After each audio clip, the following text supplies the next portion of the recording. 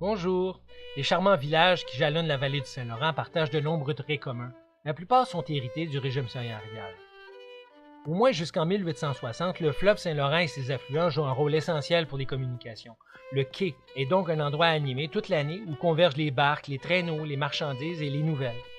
Le chemin désigne la route qui longe cette voie navigable et où s'installent les premiers colons.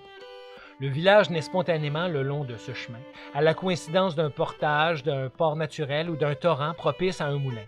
C'est d'abord un centre de service pour les habitants des côtes, qui y trouvent un prêtre, un forgeron, une auberge, un médecin ou un notaire. Autrement, au village résident surtout des agriculteurs retraités. L'église en devient vite le centre. S'y greffe un presbytère, un cimetière, parfois une école et, si le village prospère, un couvent ou un collège.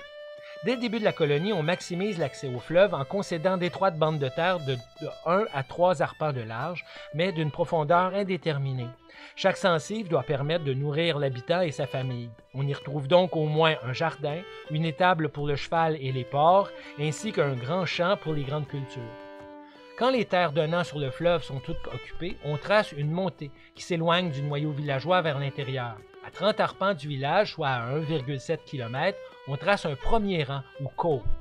Les rangs sont numérotés ou nommés d'après leur ordre, 3e, 4e, 5e, 20e, ou d'après un accident naturel, un rang du ruisseau ou rang du lac par exemple, ou d'après le nom d'une famille qui y habite.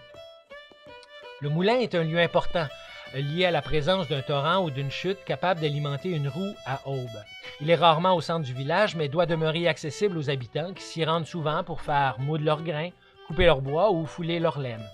L'habitant prend généralement soin de conserver une réserve de bois de boue derrière sa terre, pour le bois de construction ou pour le chauffage.